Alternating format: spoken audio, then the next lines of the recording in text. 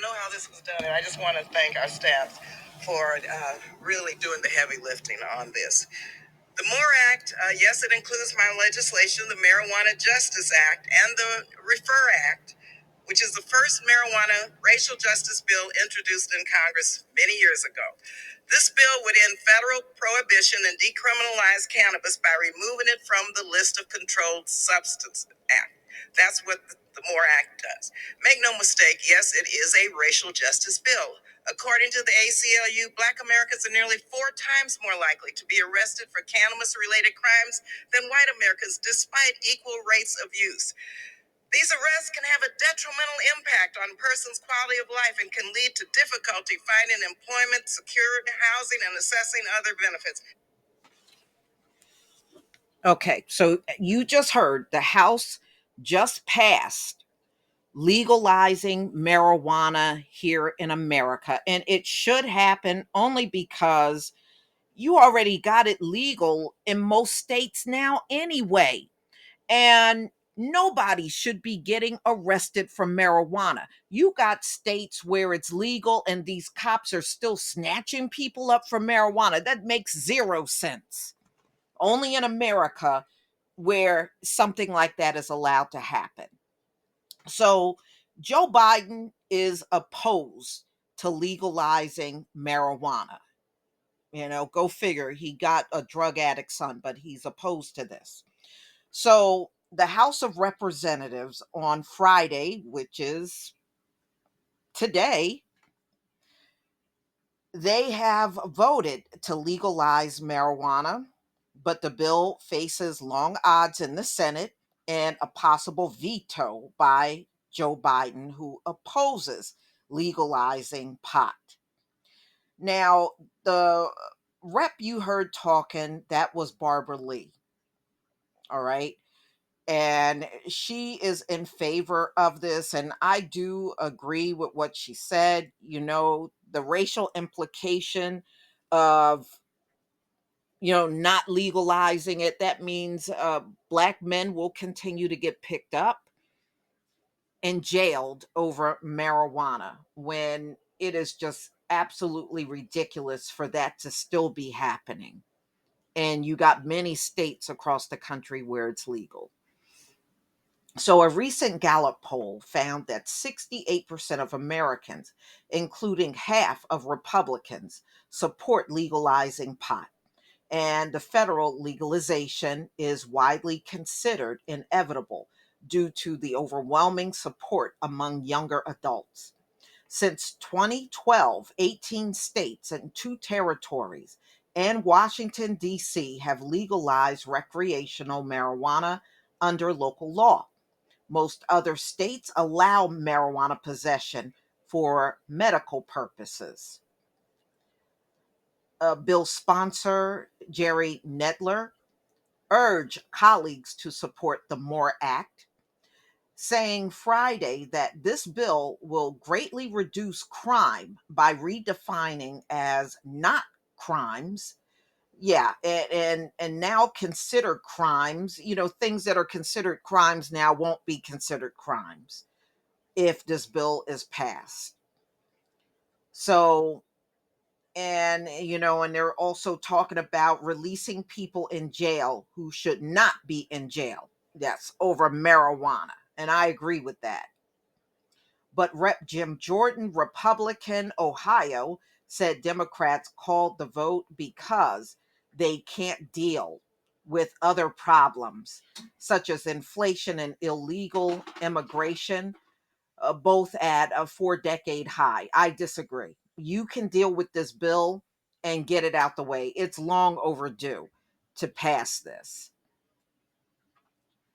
All right. So it did pass the House, ladies and gentlemen, already.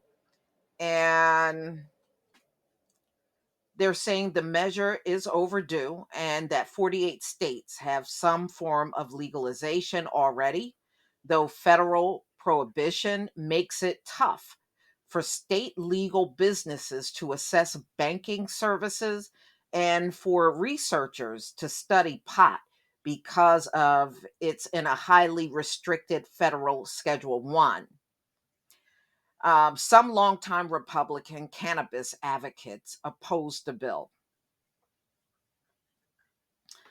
Libertarian Rep. Thomas Massey tweeted, the MORE Act is supposed to make marijuana more legal, but it creates more marijuana crimes, more federal taxes, more government spending, more, well, whatever. I don't agree with you, buddy. Okay, so you got a lot of Republican opposition, and like I said, Joe Biden does not want this to be legal, you know.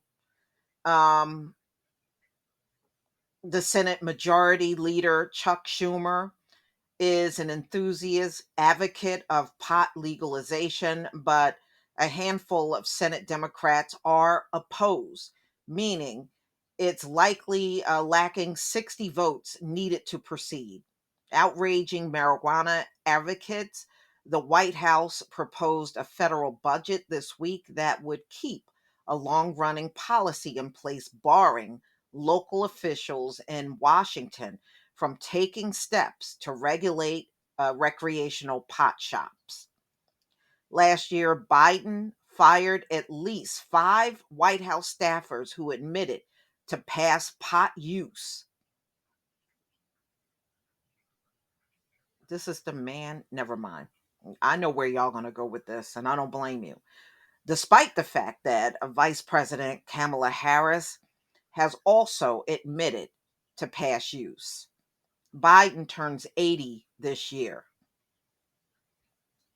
We got an 80-year-old president. Um, wrote that some of the nation's harshest drug laws during his 36 years in the Senate, but he relaxed his stance during the 2020 presidential campaign. At a 2019 presidential primary debate, Biden said that if he were elected, he wanted to release everyone in prison for marijuana. Well, that has never happened, and it should happen. Nobody should be in there for that reason. But after more than a year in office, he has yet to use his clemency powers to free anyone from prison, of course. The president laughed off a question from the Post in November about whether he would be freeing marijuana inmates, saying ahead of Thanksgiving it would be just turkeys. So, in other words, he's not pardoning anything but just turkeys. And that's what he said around Thanksgiving. Some people are still serving life in federal prison for large scale marijuana operations. Mm-mm-mm. Another federal inmate has served 14 years of a 22-year sentence for running a medical marijuana operation in California. So we will see what happens. They're saying that, it did pass the House, but, it may be a tougher hill to climb in the Senate, but we shall see. Please leave your comment and subscribe. Don't forget to hit on the notification bell, and I'll see you on the next video.